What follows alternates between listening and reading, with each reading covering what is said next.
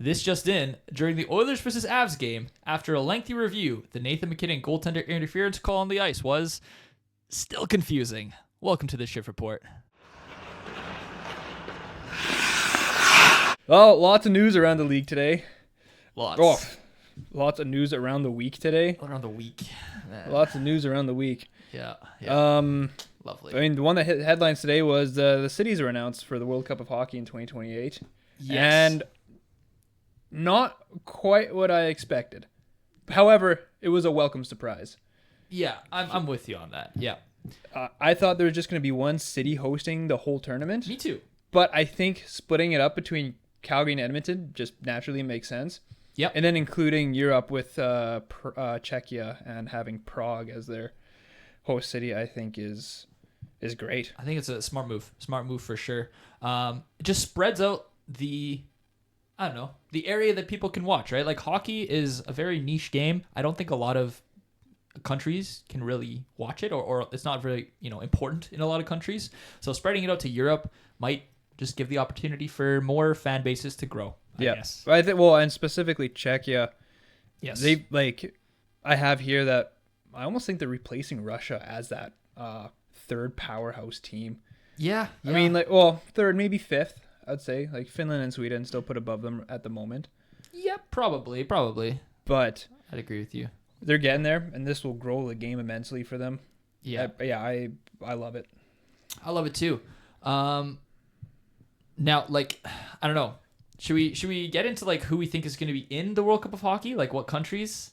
Yeah. Oh well, obviously Canada, U.S., Czechia, since they're hosting. Yes, that's a Finland, must. Sweden, and Switzerland, I think, are the 6 shoe-ins Yeah. out of the 8 possible teams. Now, those other 2, I think they're either Slovakia, Germany, Denmark, or Latvia. I don't think Russia will be in this tournament. Yeah, I'm kind of with you on that. I'm not gonna make any definitive, I guess, claims or definitive Russia's in until somebody reports it. I'm not even gonna put them in a a tentative team list until I see that, because I think it's just I don't know. I mean, we're not gonna get to the politics of it. I personally would love to see Russia play hockey again, just because they're really good.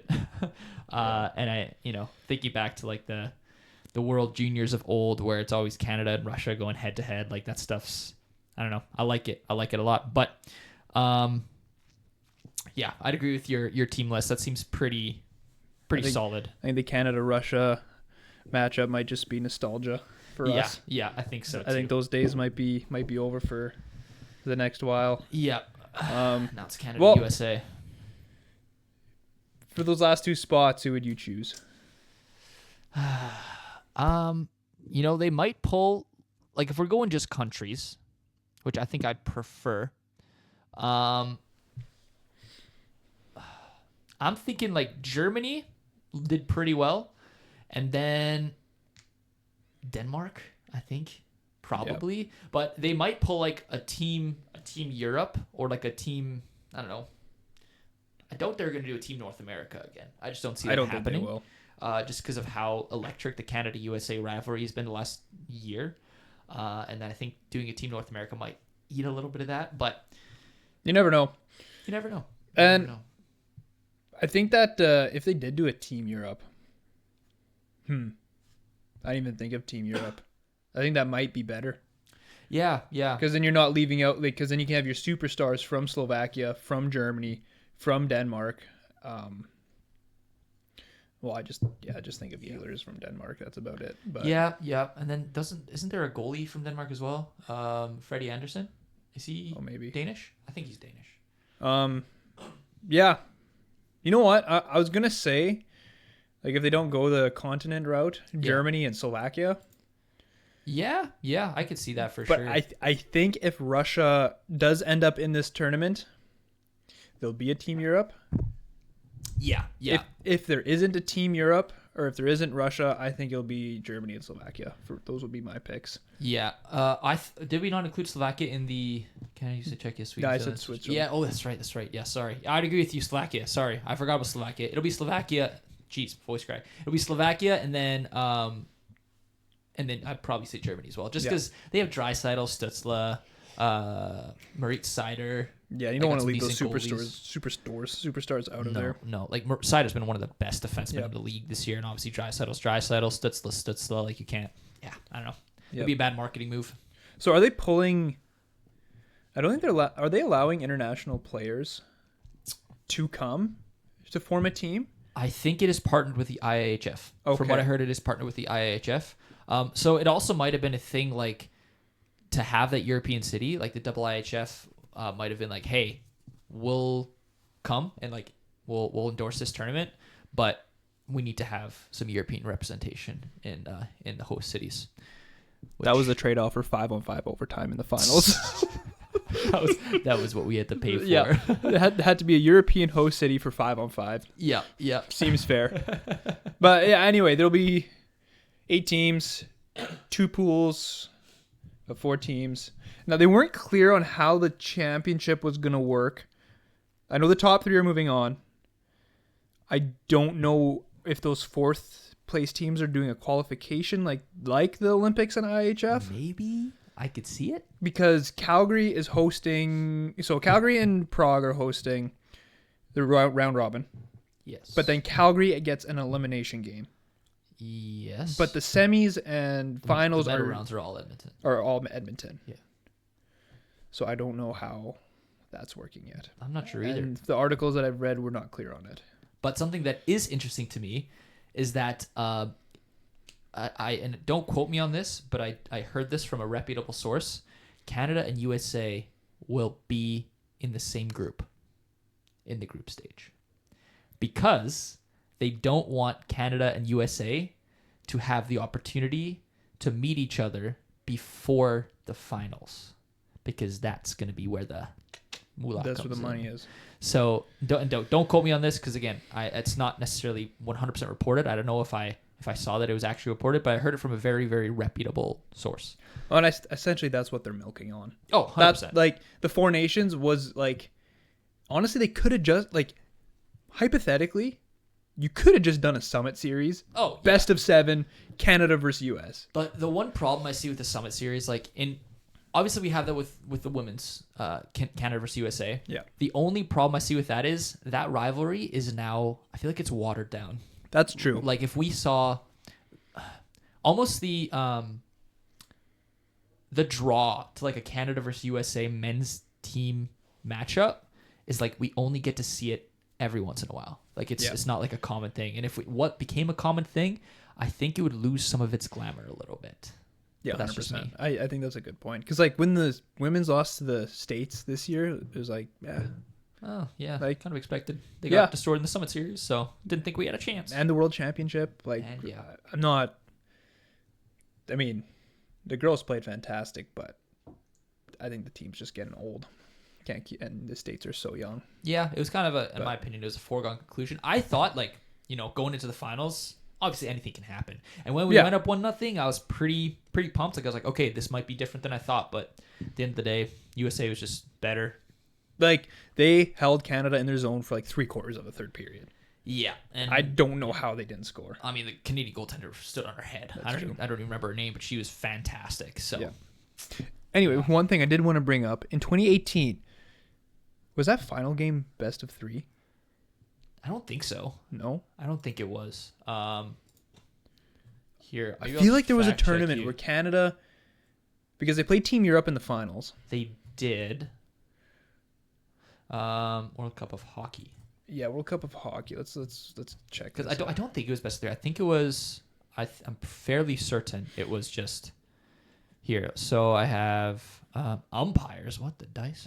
This is not the right thing. No, it is Men's Hockey World Cup. Yeah, this is right. Okay, this doesn't seem right at all. Oh, this is no, that isn't right. This is qualification. Okay, I need to find. This is not like right at all. No, it's 2016. We're silly. Oh, no, it wasn't. No, it was 2018. No, it was 2016. 2018 was the Olympics. 2016 World Cup. There we go. Duh. Okay. Yeah. We're being a little silly here. All right.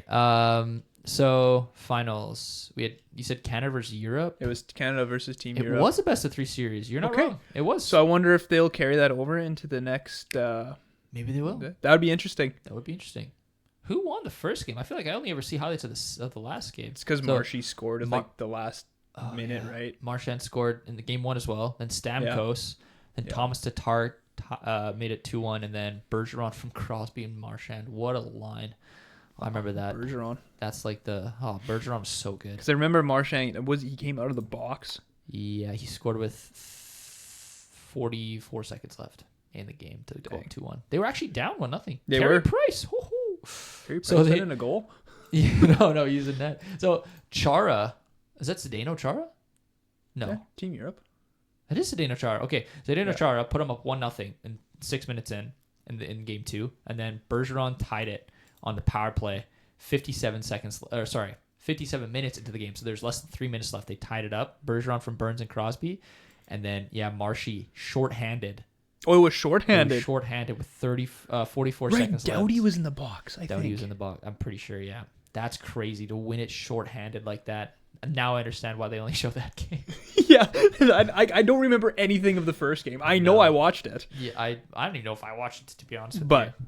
I was hoping Team North America would take, because they had McDavid and Nugent Hopkins, and I was like, McDavid, Nugent Hopkins, Matthews. Well, I'm an Oilers fan. Honestly, that would have been 2016. I would have been like 14 years old.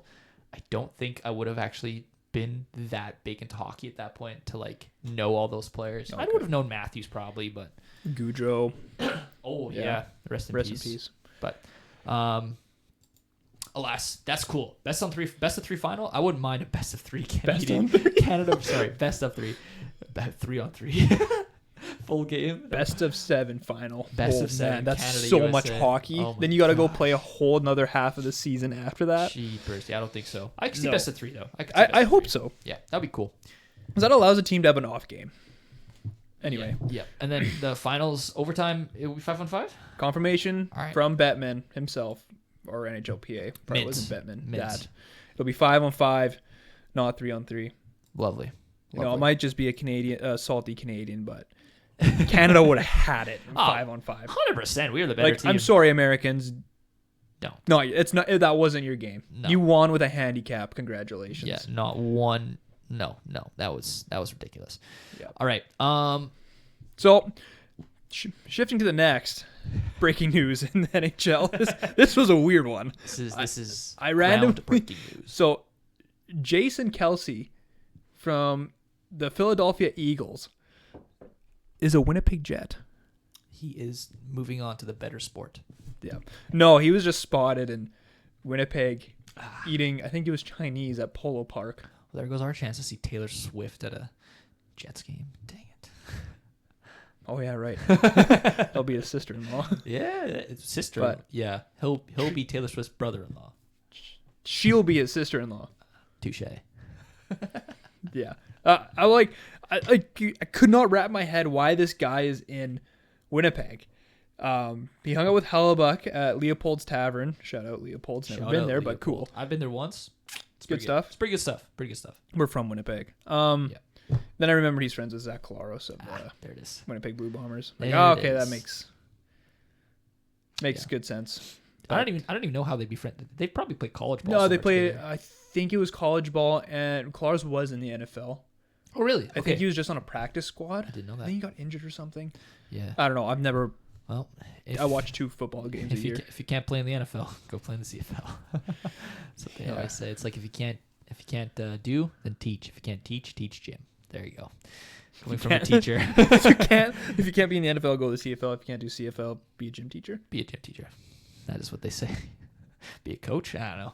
Anyways, all right. Jason Kelce, Winnipeg Jet, confirmed. Yep. Thank you, Chef. A day off. We needed that. Definitely a good addition to the blue line. I don't know. Where would he play, though, to be honest with you? Would he be power forward? I reckon. I honestly think he'd keep up with Kyle Connor. Shifley, Connor, and Jason Kelce. They'd send in Jason Kelce just to take out all 6 of their guys. Like the five players and the goalie. He'll take them all out. And then they'll just get a 5-minute major. Yeah. They're all out injured. Of the game, but you still win because their top 5 players are done. Top 6 players, including the goalie. I see it as a flawless. Oh, man. So you're telling me that you would go into Tristan Jarry? No. The Oilers are nothing without Tristan Jarry. Yeah. Tristan Jarry he is the backbone. He's the one that's going to carry us to the promised land. Well, Florida won't beat us a third time. It'll be Cancun after round 1. It'll be a swift 4-game exit with Jarry having a minus 20 goals saved above expected. It's going to be like, I don't even know. Whatever. Anyways, Jason Kelce, Jets. Sweet. All right. What's next on the docket here? A little recap of the Western teams this week. Let's do it. Oilers finished 2-1-1. Technically, if we're counting Sunday. I counted Sunday as a new week. That's Sunday's new week. Fair enough. Then 2-1 it is. Notable, they beat the Avs. They did. Granted, the Avs did not have MacKinnon. We'll get into that. They did until 15 minutes left in the third. So he was in there for a while, to be honest with you. But Oilers didn't have Ingram. They didn't have Ingram, and also Ty Emberson and Colton Dock both went down with injuries throughout the game as well. I know they're not Nathan MacKinnon, but like it's Colton Dock. Colton Dock. He got an assist. They beat the Golden Knights, and McDavid fought. Well, funny thing, there's actually a stat. So after the end of the second, that was in the Dallas game, actually. Yeah, that wasn't the Dallas game. At the end of the second, both McDavid and Draisaitl both got a penalty. So they were in the box at the same time. And funnily enough, there's actually a stat for how often they have been in the box together, because it's so rare, like that they're in the box together. Wait, hold on, let me guess. 3. No, it was actually a little more than that. Really? I actually don't know the exact number off the top of my head. I remember seeing it on Sportsnet. I feel like I took a screenshot of it, but I haven't been able to find it. But anyways, maybe I did. But I think it's like 7. I want to say it's like 7. 7 times. Here it is. I do have a screenshot. No, so Dallas 5 times. 5 times. They did Dallas this week. January 18, 2025. It's last year. Last year. January 18, 2025 against the Canucks. January 3rd, 2025 against Anaheim. November 6th, 2023 against the Canucks. And then November 17, 2018 against Calgary. So that's including the Dallas game 5 times in total. Yeah, Battle of Alberta makes sense.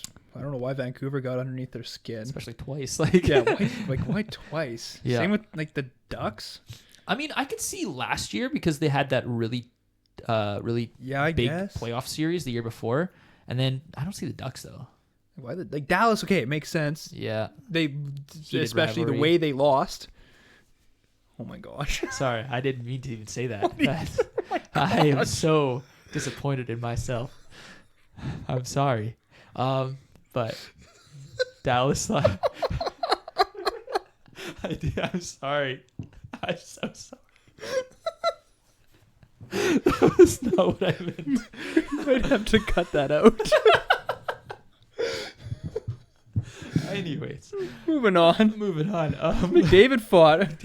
All right, Jets. All right, best team in the West in Western Canada, Jets, finished the week 1-2-0. Great team. Notable, they beat the Avs. The Avs are washed. They lost against the Rangers. Oh, Rangers. I think they won 4 in a row. Actually. Yeah, they're actually they have the gas on right now. They are doing like the opposite of what they should be doing. To be honest with you, as soon as trade deadline is, maybe we'll play some hockey. Yeah, maybe we'll play some hockey. Gavin McKenna, who's that? You know what I mean? We don't need him. We just fire sold. Yeah, it's like the Blues. Screw you, GM. Blues sell at the deadline. They have no chance of making it into the playoffs, and it's like, yeah, well, how about let's actually try now? Like Robert Thomas, sure. I guess they did lose against the Oilers and the Jets, actually. No, the Blues. Blues beat the Oilers. They came back. Jets beat them 2-0 down on Sunday. McDavid crossbarred, bro. No, it was post. Never mind. McDavid diced up their whole team, scores, and then then the Blues scored shortly after, and then McDavid, his next shift, goes out, beats the whole team again, and hits the post. And that would have been 3-1. It would pretty much been game over, but McDavid logic. McDavid logic, yeah. Yeah, but Jets really need to pick a direction, though. They're doing the same thing as the Rangers. They are. We just made fun of them. But, I mean, the Jets, the thing that the Jets have going for them is they're actually in punching distance, whereas the Rangers are just far and away, not even close. And the teams that need to lose are losing. Like Seattle's on a hot streak. Or hot, they've won a couple. Hot-ish. San Jose hasn't been doing too well. Yeah, they're kind of been winning 50% of their games. Yeah, Utah. Utah, I think it's just a battle for that wild card 2 spot. Yeah, I'd agree with you. I could see Utah dropping though. There is a lot of hockey left, oddly enough. There is. How many games? 17, 16? For the most, I think. For most teams? give or take. Something like that. Um, Some have a couple more. I mean, if we look at specifically for the Jets and for Utah here, the Jets have 16 games left. That's not too bad. And 32 then points up. Utah has 15 games left. So the Jets have a game in hand. Actually, you're chasing Seattle more than Utah at this point. And Seattle also has 16 games left. Seattle is what I'm... Yeah. I don't want them to win. So Seattle, Utah, both if relatively... If McMahon would stop scoring... Yeah, well, I mean, ever since he left Toronto, that dude has been a scoring magnet. Everybody that leaves Toronto has been a scoring magnet. Scott Lawton has scored He's at 2, I think, or 2 or 3. 2 in his first 2 games, or 3 in his first 2 games. More goals than he scored in Toronto in his first 20. So... Well done, Brad Treleving. Yeah. Oh my gosh, dude, that entire thing, with the Leafs picks and everything like that too. I remember thinking about the whole if they finish if they get a top 10 pick this year, they keep it. Then next year's pick goes to I think Philadelphia. But then if they finish, and then the 2028 I thought it was top Boston. 5. They keep it.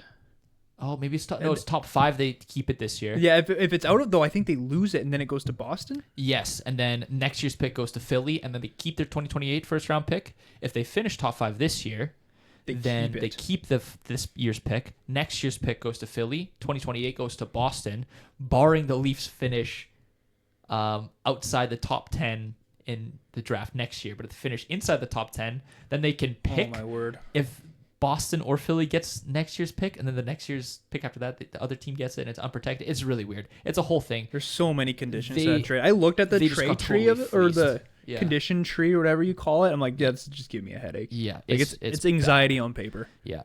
Honestly, it might not be a bad idea. You just flash that up on the screen for the viewers. But regardless, Toronto's not the center of the universe. We can move on. Calgary.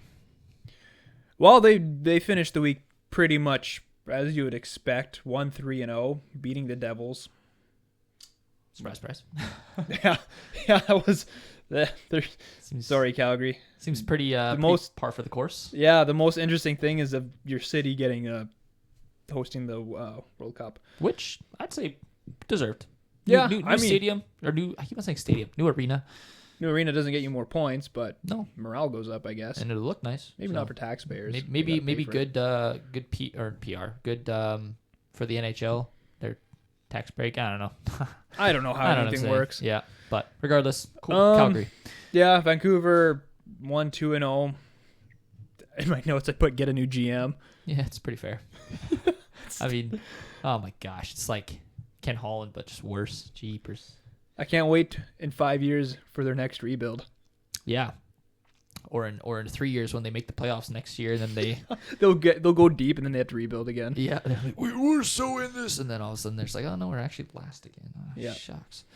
Exciting times to be a Vancouver fan. Yeah. Anyway, like always. So those were the Western teams. Yeah. Shifting. Ottawa regained their first round pick. That was crazy. What are your thoughts?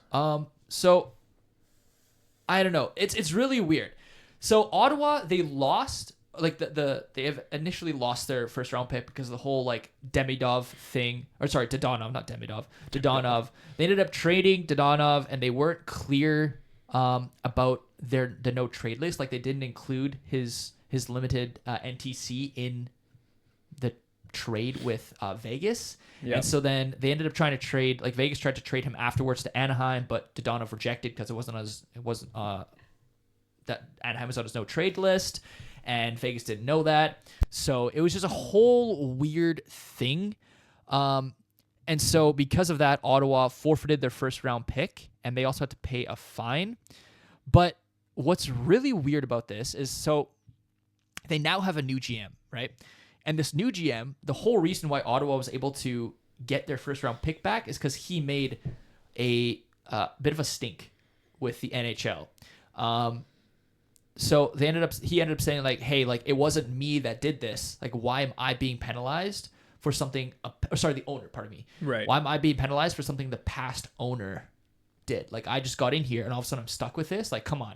So the NHL then decided that they were going to give Ottawa the 32nd pick in this draft, no matter what, which would then mean normally the Stanley Cup champion gets a 32nd pick, but then whoever wins the cup is now going to get 31st, and everybody's going to get bumped down. And the really, really weird thing is, Ottawa also has like a smaller fine to pay than usual. It's $1 million, but it's in Canadian, which is not at all the norm. Like it should be in USD. It should be USD. Like 99% of the fines that are in, or actually all of them, I don't remember a single case where it hasn't been in USD, of the fines in the NHL are in USD, and this one's Canadian. It's $1 million Canadian. So this has been an absolute, I'm going to call it a fleece, a fleece by this new Ottawa owner to get out of a sticky situation. I mean, yeah, it's $1 million, but like, it could be like, what with USD, that'd be what, 1,300 or it's 1.3. It's whatever 30% is. Yeah, it'd be like 1.3 million plus. Like, that's ridiculous. So, very good job on the Ottawa GM's part to get out of that. I don't know if that made sense, but Bettman will have a very good dinner. Yeah, he'll have a pretty good dinner. Yeah, yep. Last him about 2 I mean, days. I personally don't. Kidding. In my opinion, I don't agree with it. You don't agree with this? I do think that, good on him for fleecing him, but like it was a punishment to the organization itself. When you took control of ownership, you kind of knew the consequences of that 2021 debacle. Yeah. It's whatever. You know what? That's a good point, because when Jeff Jackson took over as the Oilers, I guess that he signed Stan Bowman, whatever. If there was ownership change in the Oilers organization, it's not like they could get out of the Jack Campbell buyout because it was on a different owner. Like, so I get what you mean. I didn't think of it that way. That's cool. It's an interesting thing to think about. Yeah, but I mean, honestly, it's Ottawa. They probably need all the help they can get. They do. And I mean, you know what? Good on them. Like, I'm not going to sit here and say, like, I'm not going to down a hill saying that they shouldn't have been given this. It is what it is. I mean, it's the 32nd pick. Yeah. Like, it's that or nothing, really. Like, well, I think if you're going to, like, give them their first round, that's fine. But maybe have that fine go to the salary cap. Yeah. Have it a small hit, like, whatever, a couple $100,000. Yeah. But that's a couple AHL players that you can't sign now. Yeah. It'll affect their trade deadline. That's 100%. So if they are pushing, then they're screwed. But we're not necessarily screwed, but they're gonna have more of a tough time. Yeah, and only have it apply for the year, because that's what that pick is essentially. It really only needs to be 1 year. Yeah, like don't have it like this prolonged thing, unless you treat it like a buyout. But it doesn't really. I don't think you need to. I think I agree with you. Just give them the pick back. I mean, 32nd I think is fine. It most likely won't be a star. Likely not. I mean, sometimes you get the diamonds in a rough, but Hellebuck was 199th overall. Yeah, I think Vasilevsky was like one of the last picks. Or am I wrong about that? I might be thinking of a different goalie. Maybe Shesterkin. No, I don't know. But usually it's the guys in the top 10 that are going to make an impact right away. Everybody else is going to take time to develop. They'll be AHL guys for a while. So I think I'm okay with this, even though it's not not ideal necessarily, but regardless. Yeah, and another reason why I say that is because you're kind of setting a precedent here, where if an owner complains enough, he'll be able to pay a little bit of money and get away with it. That is so. True. If a team in the future does this, it's like, well, you did it for Ottawa. It's like, well, now you've just lost, kind of all arguing rights if you're on the NHL side. Yeah. If you're on Gary Bettman's side. Yeah. But yeah, that is interesting. So, anyway. Staying in Ontario, Matthews is out for the year. He is out for the year. A grade 3 MCL tear and one other thing that I'm now forgetting. Quad contusion. And a quad contusion. That is right. Oy, that is a tough draw for Leafs fans. But with already a pretty terrible season. They have, that has been very, very bad. I mean, that hit by Gudis, like uncalled for, absolutely uncalled for. Especially with how. I don't know how Toronto's season's going. Toronto came back and won the game anyways. But what I think is like even more disrespectful and uncalled for is no one in Toronto fighting for their captain. That was crazy. That's insane. Oh my gosh. Like, you think any other team drops the mitts immediately. Even if it's your fourth line guy getting knee to knee, he is getting pummeled. Yeah, it doesn't matter. Like, I watched Leon Draisaitl have like an awkward hit and go off with an injury. Podkolzin, Kapanen, Frederick, they all stood up for him immediately. Like it was like I was like, dang, I like this. They feel like a team. The Toronto Maple Leafs locker room must just be in shambles. Like that's all I can think. Nylander looked like he was already ready for Cancun. Just didn't care any less. The other 3 guys on the ice were like, eh. Yeah, just I can't believe it. And I think, I don't know, 5 games. Yeah.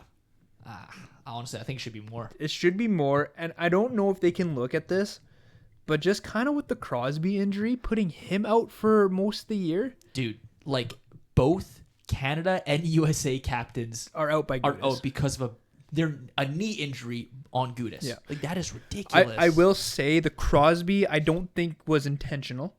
I think Crosby just went down awkward. Regardless, though, you put Team Canada's captain out. Yeah. You put USA's captain out.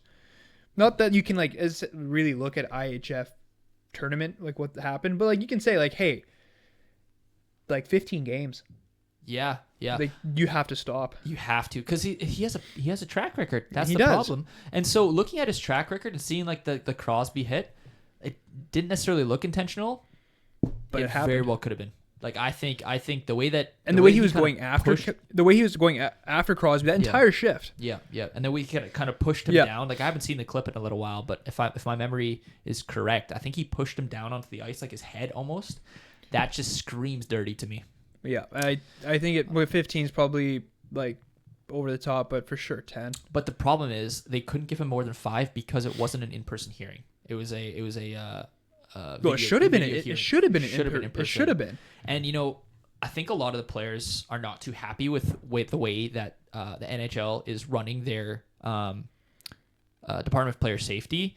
So actually, Connor McDavid ended up weighing in on this in an interview as well. So he said, I think player safety has done their best. This is as per Sportsnet.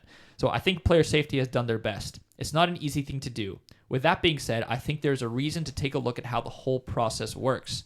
If every time there's a suspension, everybody complains about it, why don't we take a look at the process and figure out if there's a better way to make sure both parties are happy? It seems like there's a lot of frustration there. But what do they do? That is fair. Like, do you fine him? Do you fine... Like, you have to do suspension. Like, you have to do a suspension. Like, I think that's what McDavid's going for. Is he saying like longer suspensions? Because, like this guy, he's a 5 games is a joke. Yeah. It really is. Like, it's a slap in the face. McDavid got a 3-game suspension for after 20 seconds being held down on the ice and like pummeled. He stands up and cross-checked the guy to the face. I'm not arguing the suspension, but I'm saying if that's a 3-game suspension, what Gudas did has to be more. Yeah. Like, just straight up has to be more. He took out a player, dirty play, out for only 5 games. Like Matthews might not be the same player once he comes back. Like, you never really know. It all depends if he needs surgery, which I don't think has been announced yet. No, but with a grade 3 tear, you think that's probably likely. Will that carry into next season? Yeah. It's wild. I don't know. But let's stay on topic like that. MacKinnon avoided suspension for the hit on Ingram. He did. You're an Oilers fan. Yeah, I think no suspension is very valid. I don't think he should have been suspended. Quite honestly, looking at the hits, people will say that Nurse might have pushed him into Ingram. I think Nurse made a play on the puck, and MacKinnon drove through his head. Not saying that that's a big deal because Nurse put himself in that situation, so I'm not saying MacKinnon tried to drive through his head. But what I am saying is that MacKinnon, yes, his skates were kind of looked like he was going to miss Ingram if Nurse wasn't there. But at the end of the day, like, you've got to control the space you're in. He didn't make a play on the puck, and he drove through, took out Ingram. Yeah, it was an accident. So maybe a 5 is a little bit harsh. Like, if there was a possibility... 5 minute and a match? Or? Yeah, like, I would say if it was possible, just give him a 5, but not the match, not the game misconduct, and I'd be happy with that. But is it you have to do a match or a game misconduct if you get a 5-minute major now? Is that how it goes? I don't even know. I'm not sure, because it also depends on the time of game as well. Oh, there was still, I think, it was in the third period. It was in the last 10? Maybe, no, it was in the second period, now that I think about it. It was in the last couple minutes of the second period. Is it if it's a major, do you automatically get a match? Oh, it might be that. I didn't think that's how it used to be, but I think it might be now. So. Might be how it is now. But regardless, I don't think he should have been kicked out of the game. I would have loved to see a 5 and him get on the ice afterwards. But so this is where I'm going to disagree with you. Okay. I think he deserved the 5, and I think he deserved the match. Really? Just because how, like my boy Nate Dogg, like yeah, that's what you get for missing the net. No, I'm kidding. Just kidding. I like that. No, just the way goalie interference is and how inconsistent all the calls are. And I guess this kind of ties in with the Ottawa thing. Like, hey, you probably did your best to avoid the hit, but regardless, you made contact. You took off the guy's head. You're kind of setting the precedent. Don't drive the net like that. Yeah. Back off. Like, I know that the game is so fast. It's much harder than it seems to do, but like it was. I do agree with you that it was going to be a tight angle for MacKinnon to miss Ingram, which is why I'm okay with how it went. Okay, that's fair. Like, I'm okay with what the call was. I do think a 2-minute minor would have been not enough. Simply because like you're taking Ingram out of the game. This is a guy that's been playing his butt off all game.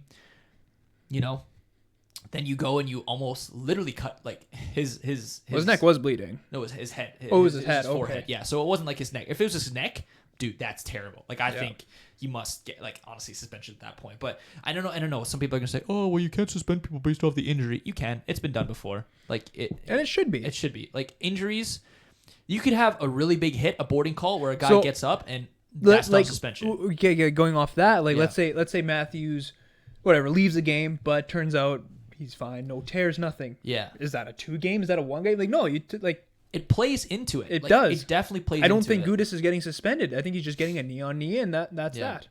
Maybe he gets like a game. Maybe. But maybe. I mean, you get a game for instigating a fight in the last 5 minutes of a game. Like, you get an automatic 1-game suspension for that. Like, you know what I mean? So it's kind of at that point like, just throw a game at him, whatever.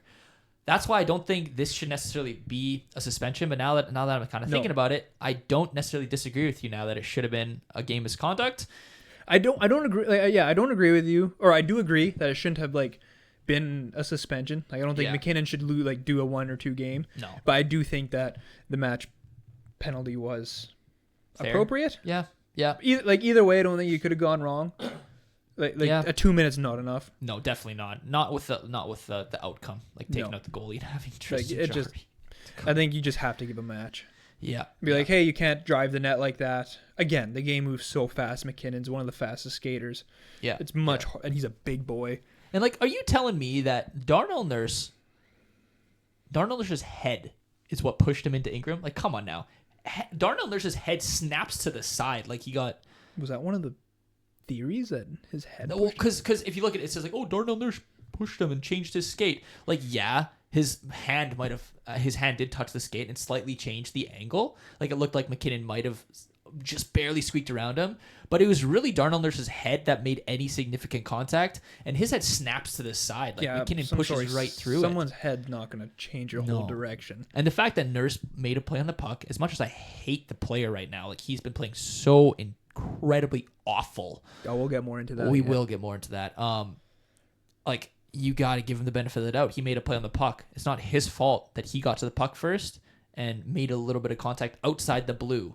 Yeah. Like, MacKinnon was going in that direction. I don't think Nurse did anything wrong there. No, I think that's a hockey play. And I think what MacKinnon did, while I'm not, like, super mad at him for injuring Ingram, because Ingram's fine now. He played last night. He played fantastic. I think it's just... I think that was handled correctly. Yeah, you just got to control your space better. As a forward, you got to control your space better. And I think if McDavid did the same thing, I mean, I probably wouldn't be too happy about it because I'm an Oilers fan. But at the same time, like, if you cut across the blue, like, you make contact with the goalie, you're most likely going to get kicked out of the game. Yeah, and I think that's just for protections of the goalie. Yeah, 100%. And I think the NHL needs to adapt more to the IHF interference rules where you just cannot be in the blue paint. If your skate's in the paint, no, not a goal.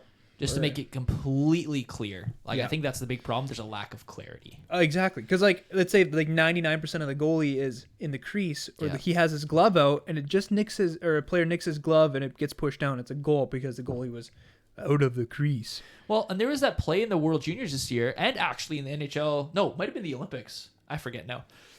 But where the guy had his glove, I think it crossed the blue just a little bit, but maybe not. The goalie went to go catch the puck. It was Finland versus Canada, and then the Finnish player went and hit the glove of I think the that's what I'm Canadian thinking goalie, of. Yeah, and the puck went in. Like, it might have hit the puck and the glove, but regardless, he hit the glove of the Canadian goalie, and they called it a good goal. Like, which it should what? be. I think if you make, in my opinion, just for clarity, Yeah. if you touch the goalie in any way, unless it's like dramatic, where the goalie's like 10 yards out of his crease and you like bump into him, like, of course that's not goalie interference. Why is the goalie 10 yards away? Like, if you're pulling a Darcy Kemper, that shouldn't be a goal. Yeah, no, I'm with you on that. Or that should be a goal. But like, if the goalie's lined up and you just touch, like, I'm sorry, it just had, like, just for clarity for the fans too. So hear me out on this. So I'll give you a little scenario. The goalie, he is inside the blue, right? Yeah. A lot of times goalies, like, if the puck is gonna even miss the net by a little bit, they sometimes just catch it, right? Like, they'll just kind of reach over and catch it just outside the blue, just to make sure that it doesn't bounce off the back wall weird. Yeah. So, like, what if the goalie is completely in the blue? He goes and does that, but a player is skating past and hits his glove with the stick or whatever. I know it's a really weird situation. Hits the glove with the stick, puck bounces in. Like, as he's going wide. To me, that can't be a goal. It can't be a goal. Like, because he hits the glove. Yeah. Clear as day. Like, I think that's, yeah. But then there you go. Thing. It's just, you're based off of, like, opinion. Yeah. There's no rule in the rule book that states this. The guy in the Toronto situation room is going to be like, you know? Because everybody in Toronto's... No, I'm kidding. I'm not going to say anything, but... No, I don't want to lose my There's a reason why we're a Western Canada podcast. Yeah, number one. Number Yeah, I don't know. I think they need to be more clear about it. Yeah. IHF, we think they were clear about it, but then they're the ones that had that. Well, that's like what was it, the Finland-Sweden game where the Swedish guy kneed the glove and it went in? Oh, yeah. And then they called it back. They called it back. But then Craig Button was mad. He was livid. That they called it back. I mean, to be fair, I wouldn't trust a Craig Button call as far as I can throw him, but, like... That's true. That guy's got some wild takes. He is not... I don't think he should be anywhere near anything, because one day he'll be like, I don't know, the Oilers are past their prime. They're not going to make the playoffs, and they go on a little run. I always knew they'd make the playoffs. They're Stanley Cup final bound for the third year in a row. It's like, this guy is. I think he needs to go to an old folks home. But yeah, I think his time with sports is done. Yeah. But anyways, yeah, I just think there's no clarity, and I think the NHL players are fed up with it. NHL fans are fed up with it, and it just creates controversy, like pointless controversy. You know what I mean? Agree. Like, it's I would say that's one, like, a rule, like, well, we've repeated ourselves the last couple minutes. Just make it an aggressive rule. Yeah. And then just stick to it, and then we all know. Stick to your guns, man. What was it? Hellebuck created a PowerPoint for the NHLPA. Oh, did he really? He did. Because what was it? It was a game versus the Lightning where his mask got hit off. Oh, and then they scored. Yeah, and they I counted. saw that, yeah. Like, in what? So, but if you're, this might have been before the helmet rule. Well, if your helmet came off, you have to skate off. Okay. But if it was during that time, like, if you're a player and your helmet falls off, like, if you're a goalie, like, play should just be dead right away. It has to be. Like, that's so dangerous. There's a reason why we made goalies wear helmets. But granted, this is actually a good segue into our next part. Okay. If a guy's on a breakaway, goalie could just rip his mask off, and then play would be called dead. Is that actually a thing? No, I don't know. Oh, but I'm just saying, like, in theory, a goalie could, right? That would probably be delay of game and might be a free penalty shot. It could be a goal because too. there is a rule where if a player's on a breakaway, could be a 2-on-0, could be anything, and the goalie knocks the net off the moorings, then it's a penalty shot. Okay. So there was I think it was in a junior game where a goalie or a team gave up a 2-on-0 and the goalie just pushes the net off because he'd rather face a breakaway, like a penalty shot, than a 2-on-0, and he saved the penalty shot. That's hilarious. So that just goes to show, But if you miss, like, I feel like at that point you got to give them a game misconduct too. Yeah. That's the thing. Like, it's not injuring anybody. Like, you're just pushing the net off the moorings. And what if it happens accidentally at that point, right? Then you're giving a guy a game because of that. If it's like a hard and fast rule. No, just like like a delay of game. Sorry. Oh, delay of game. Yeah, not a game misconduct. Not a game misconduct. Fair enough. Yeah. Yeah. I feel you. All right. But okay, that actually leads us to our next spot. Another weird. I think we both saw one of these, but yeah, something weird came out this week. I guess last week technically. Yeah. An NHL rule that's been hidden in the depths of the rule book. And that is if no official shows up for an NHL game for whatever reason at all, no linesman. Yeah, nothing. The teams agree, or the teams just pick a player from each team, and the home player represents the referee, and the away player represents the lineman. Like. That is in the rule book, ladies and gentlemen. Yes, that is actually in the rule book. The rule book. Yeah. Like, can you imagine like McDavid being the linesman? I mean, I could picture it, but like the Oilers would never pick McDavid, obviously. That's where Jason Kelce comes in. Have him on the roster as like your 13th forward. Boom. Oh, that's he's what. The linesman. Oh no, even better. We should have kept Logan Stanley for that. Dude. Chevy, man. What are you doing? Wasn't thinking. What are you doing? You didn't know this rule. Like, why get a GM that knows the rules, please? I would have kept Logan Stanley then. Make Logan Stanley GM at this point. Jeepers. No, I'm kidding. But yeah, that's a wild rule. Holy. Yeah, and I found some other rules too. I'm like, because it just got me thinking. Yeah. Okay. So I haven't heard what you read here. I haven't read it. One, it actually makes sense, but it was weird when I found it. Goalies' knobs, like on their stick. Yep. Must be white. Okay. And I think so it's just for clarity of the ref. Yeah. Sorry. What's up? Just clarity of the ref, okay? Yeah, the clarity of the ref. Just for clarity for the refs. Sorry. That's all good. Just for the puck? Like, I think, clarity for the ref so that the puck can be... for clarity for seeing the puck. That's fair. That's cool. Yeah, it's cool. I mean, that makes sense. Yeah, so if something bounces off, then... If there's a scrum up front, the ref doesn't accidentally see the... Yeah. That's... Okay. Yeah. It's like the tape part on top. Yeah, no, I know. No. But I thought you meant like in my head, I was thinking like, when they go to save it, then maybe like... I don't know, but that makes sense. When it's on the ice in the rule book, the first one was if there's a scrum in front, the ref doesn't accidentally see the. Yeah, okay, that makes a lot of sense. Actually, I see that. Yeah, that makes sense. I was thinking like when he goes to make a save or something, like it's in the air and then the puck, whatever. Well, I was talking to another guy. He was saying if they're making a blocker save, like the knob might accidentally go in the net. Oh, and it might because some of them do actually have like a puck-sized like tape top. Pretty much, yeah. So that's fair. Yeah. Another one. I didn't know this one. Another weird rule. Too many men can result in a penalty shot. Oh, wait. Let me theory craft here. Yeah. This is an interesting one. Let me guess. So not just regular too many men, but it has to be like if maybe there's a player on the breakaway and then you like throw an extra guy out there just to stop him. That's exactly right. Okay. So sick. So instead of it just results in a penalty shot instead of a... I feel like it's kind of like the knock the net off the moorings as a goal. Yeah, or like the goalie mask thing that I said. Yeah. That makes sense. I like that. I think that's a fair rule. Another one, you can swap goalies for penalty shots. But dang, the caveat here is you can't re-swap them after. Oh, wait a minute. But so let's say you swap a goalie in the first, like say one goalie plays a first period, they let in 3 goals. They're like, all right, this guy's out of here. You yank him. Another goalie comes in for the second period, plays the second period, and he lets in 6 goals. You're like, oh, this is way worse. I'm just going to let the first guy go back in. Obviously, it would never happen.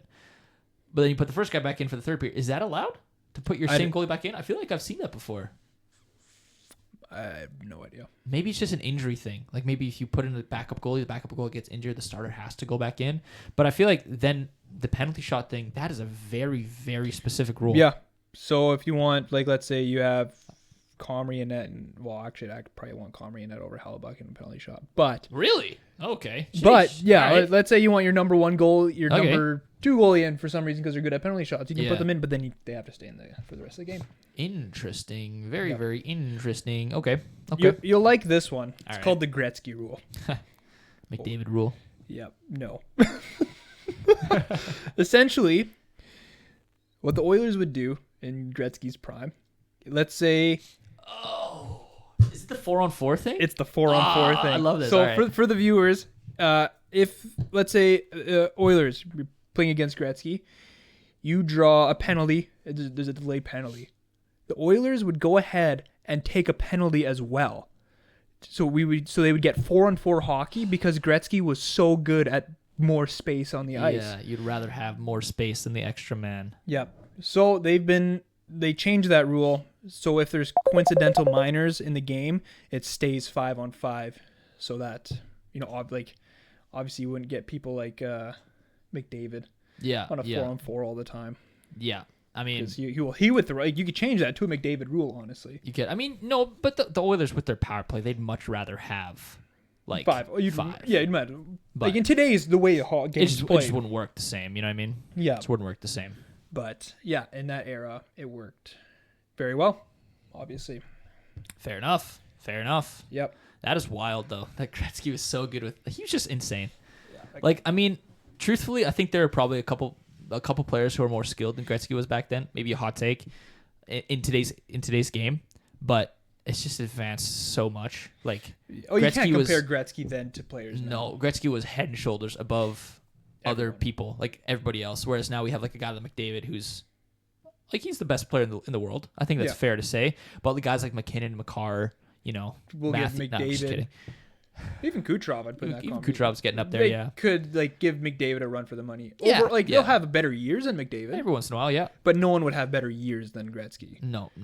Like McDavid's baseline is better than everybody else, and his 100%. prime is better than everybody else. But Gretzky's baseline was better than most other players' prime at this point. Like Yeah. it's, yeah. Finishing off with some news.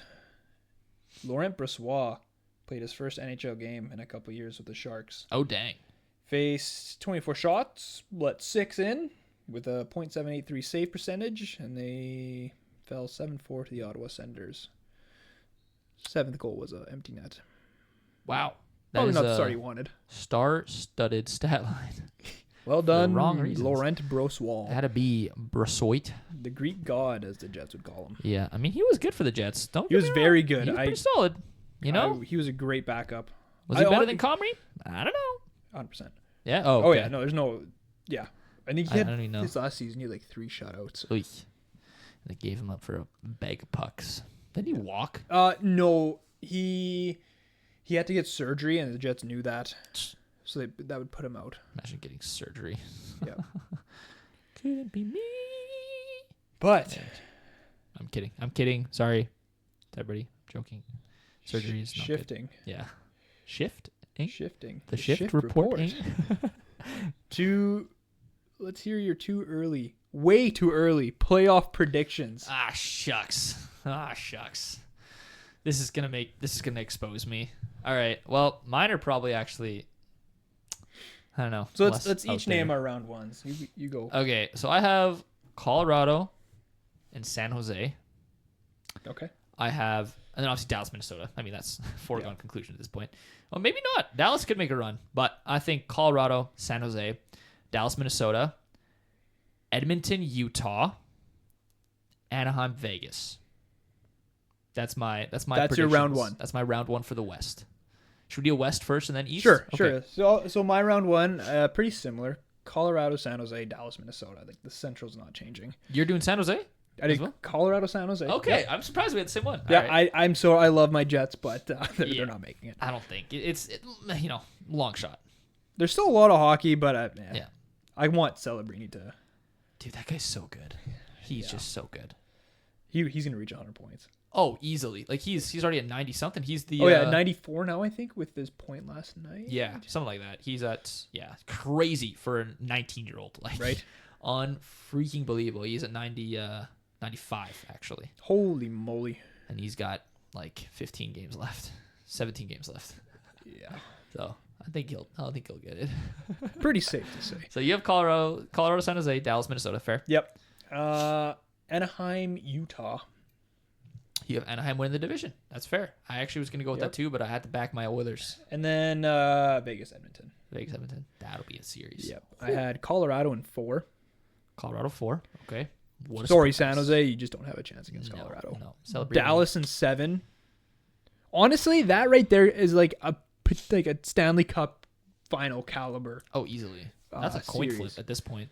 It can go both ways. Yeah. I'm just giving it to Dallas because they have more experience. Yeah. I mean, they're on a crazy run right now. Anaheim in 6.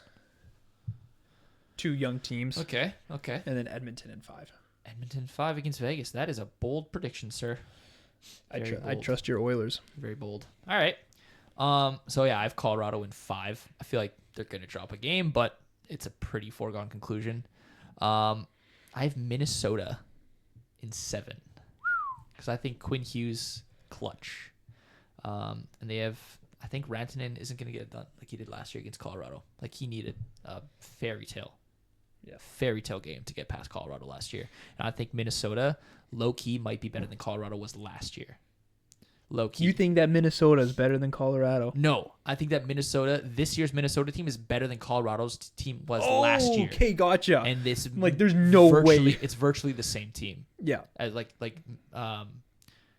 as Dallas. I don't think Dallas made any major changes. Myers. They added Myers, but really is he gonna turn it up? So anyways, I have Minnesota at 7. And then I had Edmonton and Utah. Edmonton in 6. I feel like Utah can put up a fight. Yeah, they're a gritty team. They're decent. They have Dylan Gunther,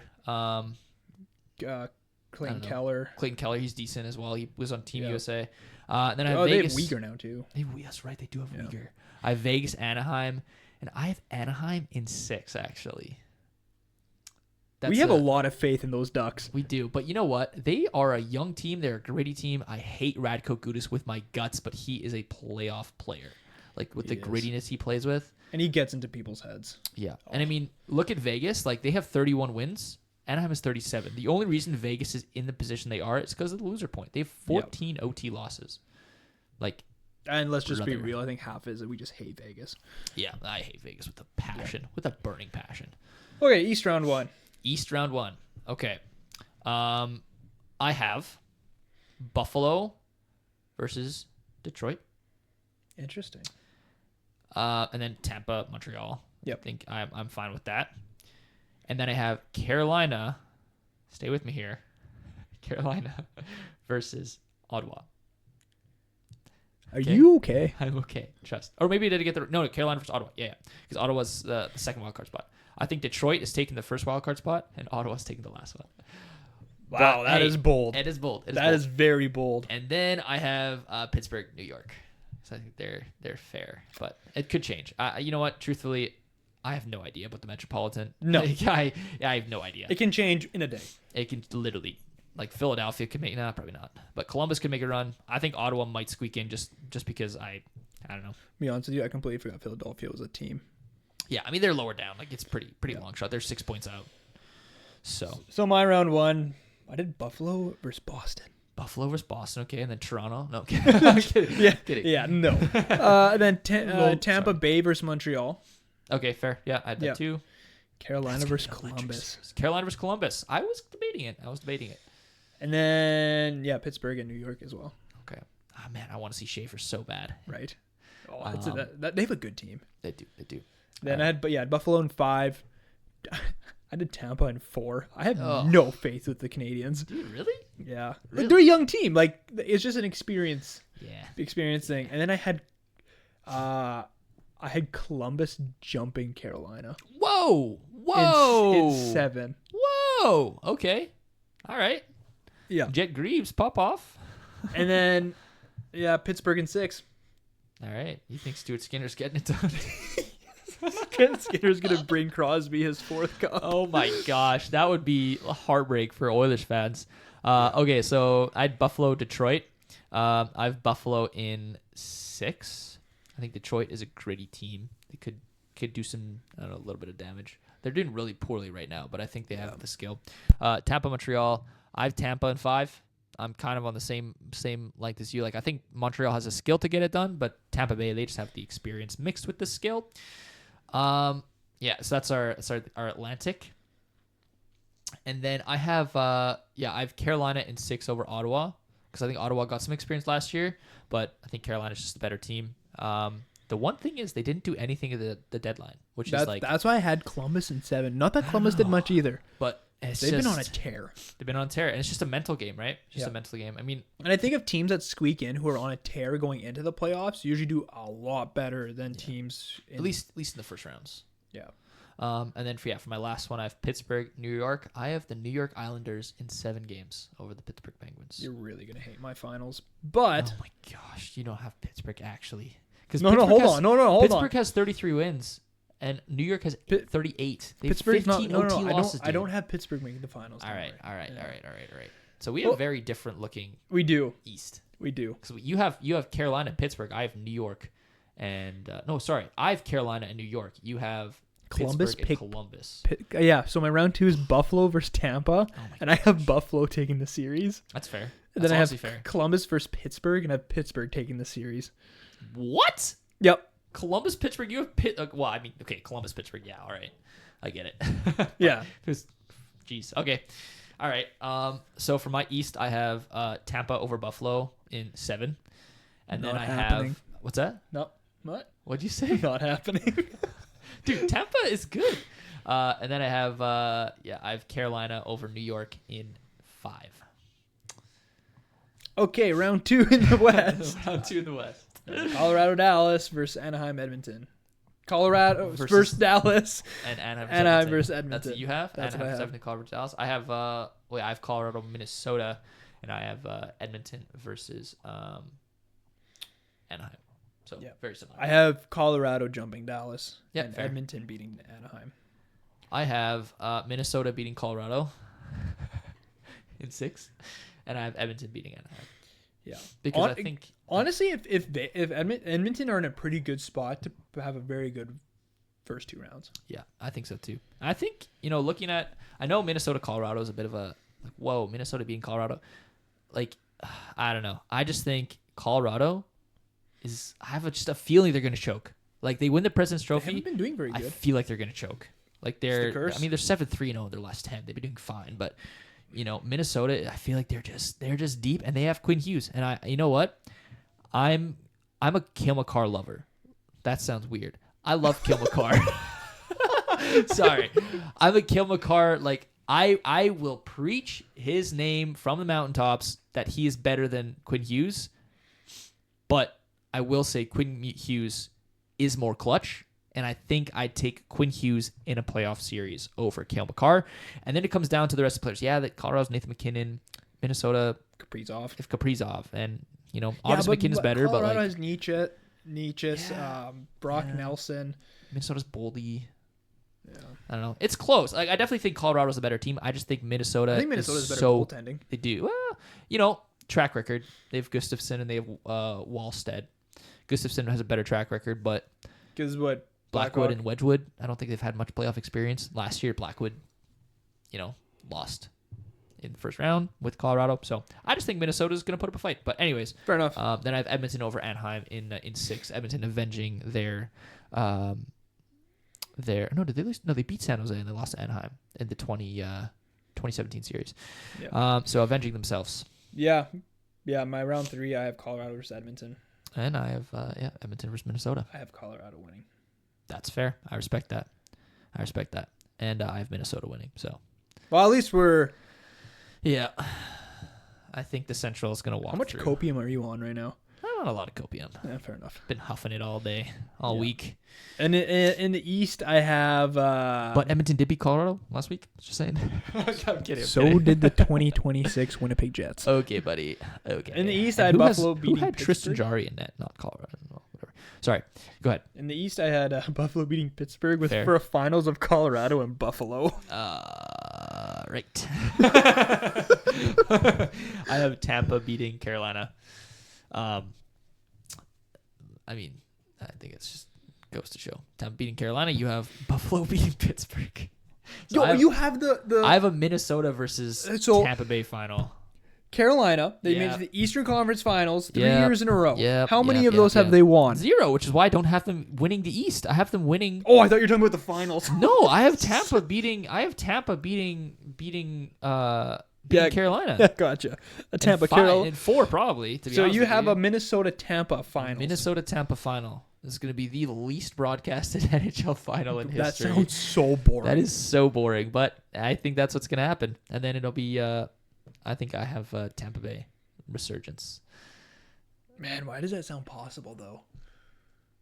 Like that's almost as boring as Philadelphia making the finals. That would be so boring. I think if we have Edmonton Tampa this year, that would be huge. Edmonton Tampa, that'd be a good series. Because like Edmonton Florida, right? But Edmonton Tampa. Surely they don't go 0-4 or against Florida 0-3 against Florida teams. Surely it can't happen a third time, right? Canada didn't go 0-3 against American teams this year in hockey. That's true. It's true. You know, I think it's just, you know, and then we're gonna and when we do our Stanley Cup final podcast and it's Edmonton versus Tampa somehow, we're gonna come back to this and Tampa's gonna beat them in 7. It's gonna be we're gonna click back to this one podcast and that episode. 7th game is just gonna be a complete and utter blowout. It's gonna be like 50-0, no, like 6-1 or something like it was Game 6 last year. But oh my goodness, copium. All right, Segment 3, the Jarry question. It's honestly not that Is it much. a question? It's not that much of a question anymore because I wrote it and then, well, Knobloch made his decision to put Ingram as their starter, which I completely agree. Ingram's looked good. Ingram actually he's been serviceable. Like nothing fancy, but he's been serviceable. Yeah. I think he's been what the Oilers need, just a solid goaltender. Yeah. Nothing crazy. Like Jarry's stats, a .855 save percentage. He's 58th out of 60 qualified goalies. Ugh. And 4.17 goals against average. He's last out of qualified goalies. Yeah, he's not good. He's straight up. I think at this point he's unplayable.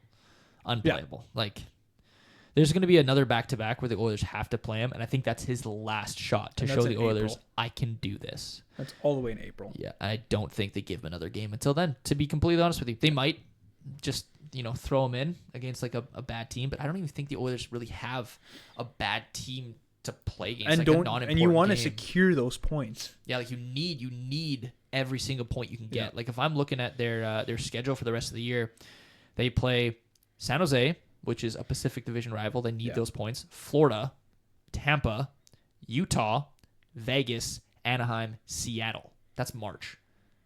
Pretty much all Pacific Division outside of Tampa and Florida. You in play those him games, you maybe in San Jose, maybe. No, I don't think you do. You don't. I think you just play Ingram all the way through, and then in April, like you might put him in for Chicago. Like they play Chicago on Thursday the 2nd, then they play Vegas on the Saturday, and then Utah, San Jose back to back. Tuesday, Wednesday. Then maybe you throw him in like last game of the season. We have Vancouver, but I think you just want Ingram to have minutes. You do. So prepare him. Utah, San Jose, LA Kings, Colorado, Vancouver. If we're in a playoff spot, you might throw him in for an LA game. But again, that's right around that back to back. I'd say as soon as you secure that Pacific 3 spot, rest Ingram. Yeah, for a game or two. Or the rest of the season. Really? Maybe have him play a couple just to keep. Like that's what I think. I'd rather have a hot goalie than I guess they played the crap out of Bennington in 2019. They did. They played him down the stretch every single Pretty game. much like who do they have as their backup? Was it Jake Allen? Yeah, I think so. Yeah, because they used him they milked him for all he was worth, and then his rest of the career's been pretty underwhelming. It has, yeah. Who backed up Bennington? I'm not curious now. I want to say it's Jake Allen. Yeah. Yeah, because 2019. Jarry played in that Dallas game. Granted, not all those goals are his fault. Like maybe 2 he could have had. You probably should have had those. Jarry? Yeah. When? Sorry, Dallas. I zoned out for a second. Dallas? That Dallas Dude. game. Oh. I don't blame him for the loss. You don't blame Jarry for the loss? No. I mean, I wouldn't put it squarely on his shoulders, but I definitely think he was a large reason why. Like he just did not look like he wanted to play. Have you seen the Robertson goal? Yeah, I did. That's why I said that was horrible. Yeah, I said at least 3 he should have had. Oh, at least 3 he should have had. And how many did the Oilers score? What was the final score? It was 7-2. Well, so he should have had 3. The Oilers scored 2. That already puts him over the top. Okay, maybe 4-2. Maybe it was enough. Maybe it was his fault. I mean, it's definitely part of the Oilers' fault. But hey, a .741 goals or save percentage. Not many can do that. Not many can do that for the wrong reasons. Sorry. I'm so annoyed. I would have rather kept Stuart Skinner. Not even Mike Smith can do that. Like, imagine they still have Stuart Skinner and $3 million of extra cap space and the second round pick that they sold and Brett Kulak. And they just have Stuart Skinner and Connor Ingram. And you know who they have in front of Tristan Jarry that game? Darnell Nurse. Kill me. Dude, that guy is defending. He is horrid, dude. Yeah, He's so bad. Let's put it on the screen. Oh my gosh. Like, look at this disgusting show of defensive coverage on a penalty kill. I don't think you play zone. Like, I'm sorry. What is in front of the net? Like, is that Wyatt Johnston? This guy's top 15 in scoring this year, and you're leaving him wide open in front of the worst goalie in the NHL. What are you doing, Darnell Nurse? Why even have this guy on the team? He's a third-pairing defender. I'm so mad. He's getting paid $9.25 million to be a pylon. He's literally just a pylon. He's like, oh, what's happening here? Oh, there's a guy in front of me. Oh, scores. Oh, watch that like Mickey Mouse. Oh, he's so bad. Sorry. No, that was quite acceptable there. Acceptable crash out. Yeah. I mean, that's extremely bad. Then you had Bouchard back to his old ways of turning it over. I mean, okay, Bouchard did have a bad game against Dallas. I'll give you that. I think the Oilers just had a bad game against Dallas. I think, like, again, I'm gonna preach Bouchard's praise he is here again. good. He's a fantastic defender. Even, he's one guy that every single play that he does poorly, like a giveaway, it'll be broadcast everywhere. Yeah. But and I think that's just because you play on McDavid's team. Yeah. Like, apart from what happened against Dallas, like that one giveaway, genuinely, the last time he had a bad giveaway like that was probably January. Was that Islanders game, right? Yeah. It was probably the Islanders game in January. And I mean, you look back in the playoffs, like, if okay, hear me out. Bouchard makes like maybe 6 of these gaffes throughout the regular season, right? Let's say 8 even. 8. Okay? But come playoff time, he makes 8 clutch, game-saving, or game-winning plays, like throughout the duration of the playoffs. Yeah. So I'm more than happy paying a guy $10 million when the cap is going up, mind you. The cap is going up. I'm more than happy to pay this guy $10 million to be that guy in the playoffs and give me a few rough gaffes in the regular season. And honestly, I feel like every defender's probably made the same mistakes. Dahlin has the exact same amount of giveaways that Bouchard has. And he's preached for being a two-way defenseman, really. Yeah. I shouldn't say that. That's not necessarily statistically accurate. As of like 2 weeks ago, right after the Olympic break, Bouchard had one more giveaway than him. So, I mean, it could have changed by now, but that's just what I'm going off of. So I apologize if that's no. He is a good defender. There's no beating around the bush. Yeah, I mean, I know I'm a biased Oilers fan. Call me, I'll say it how it is, but whatever. Yeah, whatever. But I mean, in Ingram's last 5, he's 2-2-1. His save percentages range from .810 to .923. Yeah. And a 2.75 goals against average. That's honestly all right. Respectable. That's okay. Not anything amazing. Not anything bad. 0.741. No, it is not. Tristan, I have to save these, Jarry. Like, whatever. Yeah. I can rant about Jarry and Darnell Nurse. You honestly, you take one of them out of the equation, this team is instantly better. Just one of them. Even just one of them. You almost hope one of them gets injured before the playoffs. Mercy, what's going on? Oh no, your toe is hurt? That sucks. LTIR. Yeah. Is that a hangnail? Oh, man. Shucks, man. You got to get surgery. Out for 2 years. Oh, man. What do you mean you amputated my foot? Retire. Yeah. No. I think you just... No, I'm not going to say anything. Anyways, I'm getting upset here. Yeah, you're getting riled up over Darnell. Well, Daryl Nurse. We'll find out how. Yeah, come playoff time. We'll see. How the Oilers will do. But we have a fun little, I should say, shifting into the next part of the pod. We have a fun little competition that we're going to start. Starting today. I'll let you explain it. All right. So, if you've ever seen something like the TSN quiz, this is nothing like that.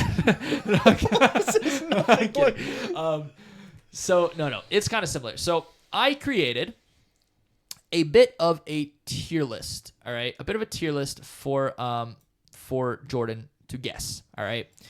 So if I scroll up here, just want to make sure that's working. Yeah, it's working. Okay.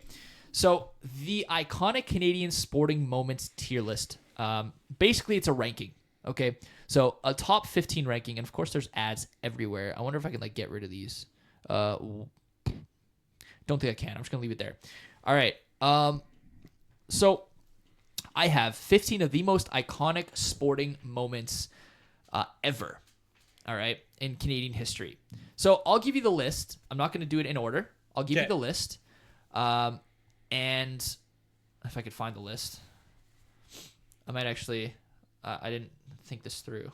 I have them in order here, but I really should. All right, so I'll just tell you them in random order. First off, I'll go with some honorable mentions. Okay, so the goal of this is that Jordan's going to try and rank them to the best of his ability according to viewership.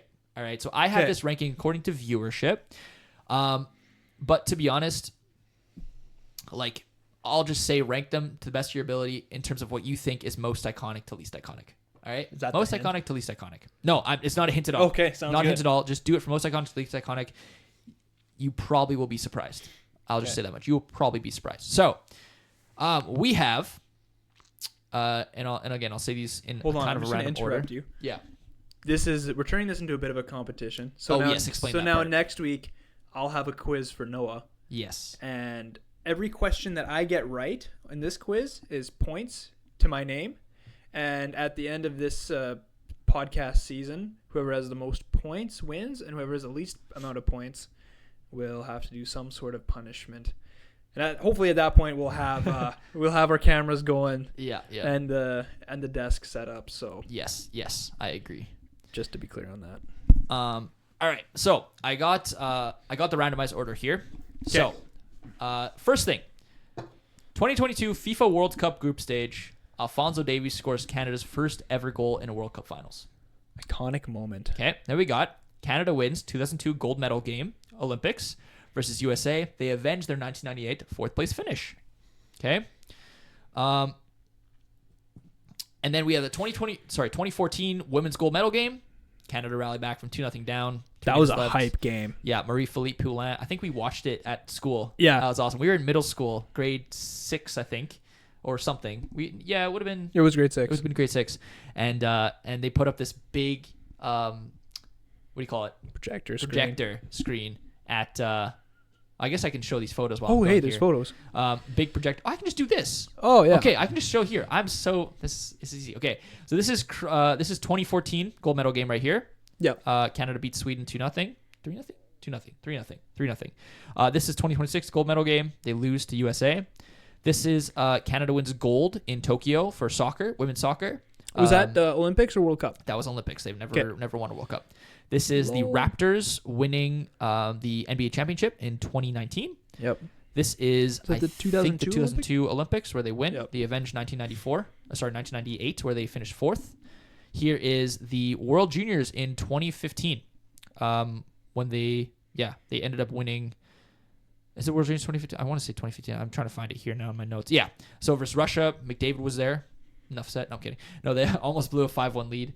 That's but right. They ended up holding it out 5-4. Then Alphonso Davies, iconic goal in the World Cup.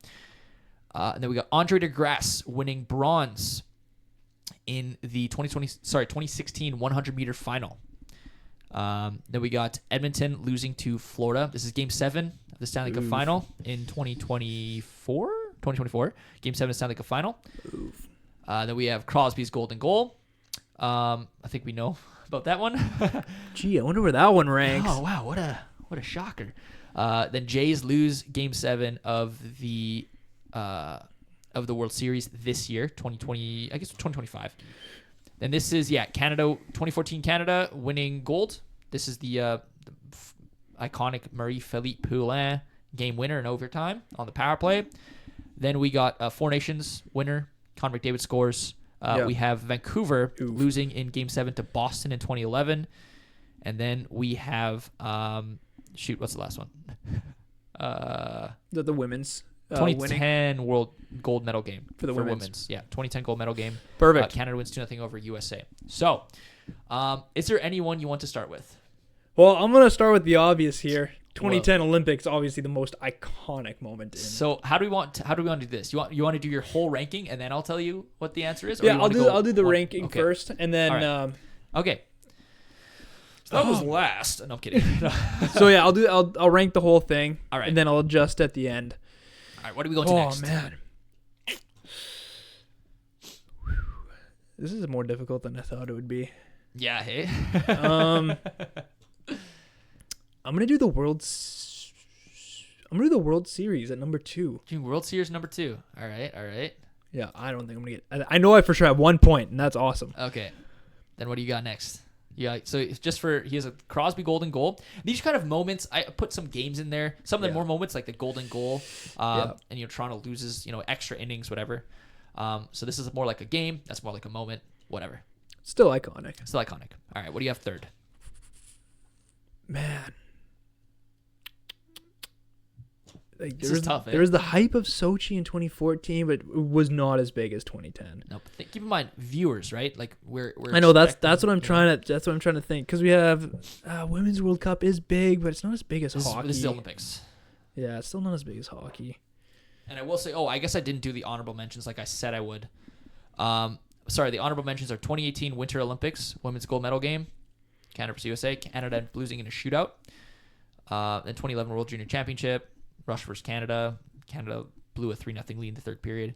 2023 World Junior Championship gold medal game, Canada versus Czechia. Just a really good game. Bedard. 2022 World Junior Championship gold medal game, Canada versus Finland. Mason McTavish goal line save. And then Canada versus USA 2012 Olympic soccer semifinals. Christine Sinclair scores a hat trick. Then there's a controversial 6-second goalie holding the ball call when the American player was counting. I'm not going to get into it. Canada lose 4-3 in extra time. Some of these did have more viewership, I will say, than some of the ones I put in here. But I just didn't want it to be all like, World Juniors. Yeah, no, that makes sense. That's just... and no gold medal game should go to a shootout at overtime. I agree. And if it's on overtime, 5 on 5. Overtime, yeah, 5 on 5, yeah. All right, you have golden goal. Toronto loses game 7. All right, I'm gonna put the 2010 women's in third. 2010 women's. That's this one right here. Yeah. Okay, 2010 women's in third. All right, that's our kind of first tier here. We got these three most iconic moments in the post-2010 era. I should say post-2010. All right, what do we got number 4? You can always change them up later. I know. If all of a sudden you want to as well. But I know. I'm gonna put 2014 Sochi. 2014 Sochi. And my 4th place pick. Okay. And then what do I have here? You got 2026 gold medal game loss. You got the Julia Grosso scores winning penalty in the Olympics for Canada. Got Raptors 2002. You know what? Olympics. Move Raptors to 3. All right. And move that down to 5. Okay, so you want golden goal, Jays game 7, Raptors 2014. Yep. Then 2010. Yep. Okay, fair enough. And then Four Nations was big. It did get a lot of viewers. It did. So did the 2010 or 2012, 2011 championship. Yeah, the Stanley Cup final. So did Edmonton. Man, there's this is where it kind of gets like it's tough, dude. This is where it gets tough. It is tough. I'm gonna put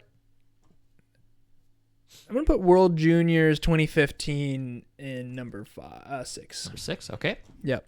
Okay. And then I think this was the Stanley. And then I'm gonna do which one? There's 2 Stanley Cup finals on here. Yeah, I'm gonna do Four Nations. Okay, you're doing Four Nations next. And then 7. I'm doing 2012 Canucks. 2011. 11. Yep. Sorry, I'm just gonna pause you here. Do you want a halfway mark to see how you're doing? No. Or you want to keep going? No, all right. I'm going for it. No, we're keep going. Okay. And then I'm doing the Oilers. Okay. Actually move everything down by 1 and slide in the... Oh, man. Which one, dude? Which one? Dude. Oh, this is hard. Man, you know what? I'm going to put the 2026 Olympics above the 2010 Women's Olympics. So you're putting this right here. Yep, I'm putting that there. All right. And then I'm moving the World Juniors down to 8th. Okay. And then you're moving That- Edmonton and Florida to 10th? Yep. All right. That's exactly what I want. All right, you got 5 to go. You got Oh, but is that the 2002 Olympics there? it's 2002 Oh, Olympics, my yeah. word. This is Yeah. way harder than I Yeah, thought. It's tough. It's tough.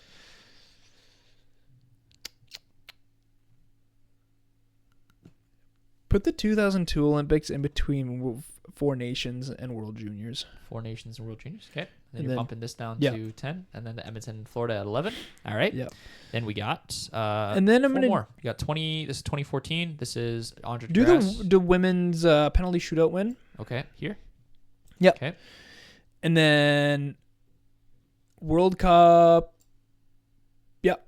And Here? then pretty much in the order that it's in right now. Like this. So you got World Cup, Andre DeGrasse winning bronze, and then the 2014 gold medal game. That's all right. Let's see if I need to move anything here. Okay. So right now you have Crosby golden goal. Yep. Jays losing game 7. Raptors win the championship. I honestly think I'm pretty confident those 3 are correct. Okay. Then you got This is where I've got no clue. Canada winning in 2014. Yep. You got Canada losing 2026. You got this is women in 2010. Okay. Yep. Then you got 7th, 4 Nations, 8th, 2002 Olympics, 9th, 2015 World Junior Championship. You know what? I'm gonna switch something. What are you switching? Switch the women's 2010. Put that in between 2002 Olympics and World Juniors. Okay. And then you're moving this 4 Nations up. Yep. Okay. The 4 Nations in 6th, then 2002 Olympics, then women's 2010, then 2015 World Juniors. Then you got the Bruins losing to Canucks losing to the Bruins in 10th. If only it were like that. If only we were like that, yeah. Then you got Edmonton losing to Florida in 11th. And then you got Julia Grosso scoring the penalty in 12th. To finish out, you got Davies, DeGrasse, and then the 2014 gold medal game in overtime. Are you happy with this? I think I have to be. All right. I don't know. I genuinely don't know. So I don't really know how to score this. Do you want me to get like so if you got, let's say you got, I'll tell you right now, you got first and second correct. You got Perfect. the golden goal. You got Jays. That's kind of what I expected. So let's say now if you got like 3, and I don't know, I'm not gonna say yes or no to anything. If you got 3, 4, 5, and 6 wrong, but you got 7 correct, like 7 was in the right spot. Should we do which correct is in each column, even if it's the? Well, this is what I'm thinking. So like, just hear me out for a sec. So you got first and second right. Now say you got this one all wrong, but you got this one right. Okay, Yeah. even if whatever's ahead of it, whatever's below it. Do you think that's 3 points? That's what I was thinking. Okay, I'm fine with that. Yeah, just whichever one I got correct. So you want to go row by row here? Yeah, let's go row Okay, by row. so row 1, you got 2 correct. Sweet. You got the gold medal game and the Jays. Okay, this here, the Raptors, that actually went 7th. That's 7th. There's no way. It went 7th. So the gold medal game had 16.67 million viewers. All right. Toronto losing in game 7, it had 11.6 million viewers. That's a crazy drop off. Yeah. This is all from Wikipedia. There's a specific Canadian. This is all Canadian. Okay. It's not like American or anything like that. Otherwise, the Super Bowl would be first in every single ranking, obviously.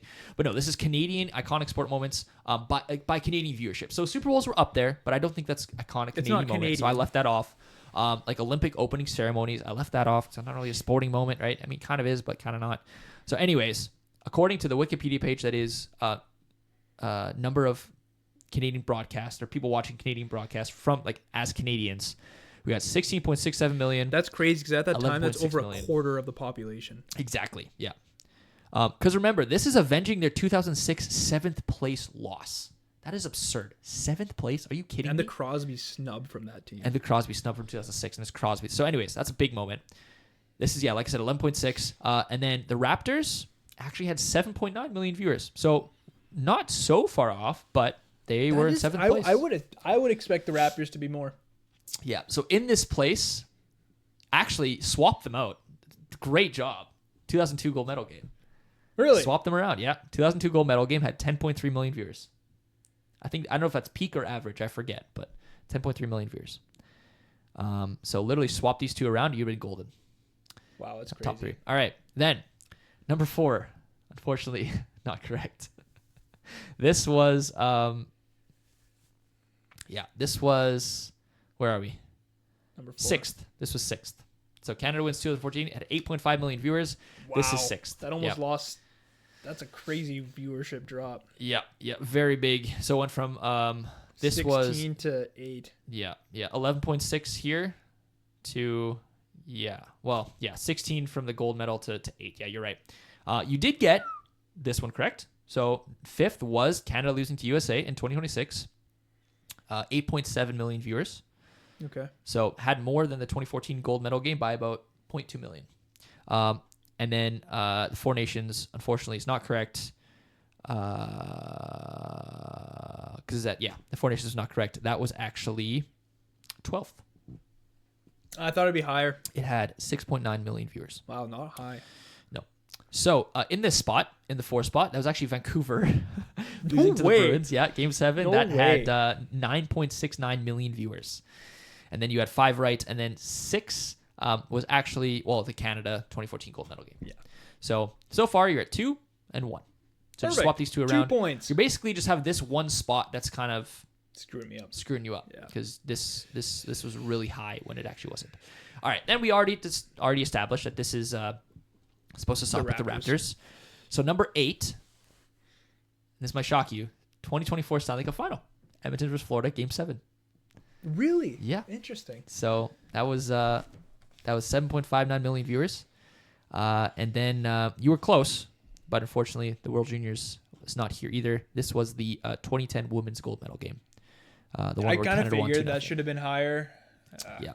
So none of these were correct, unfortunately, but you weren't far off on any of them, really.